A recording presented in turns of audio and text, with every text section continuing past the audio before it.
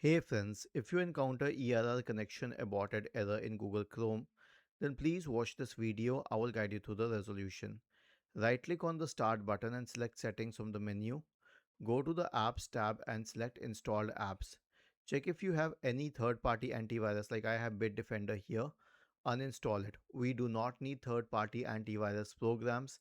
They block genuine programs and Windows Defender is more than enough.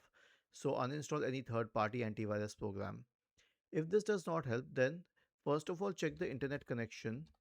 Okay, go to fast.com on your browser and check if the internet connection is working well. And if it is, then open Chrome.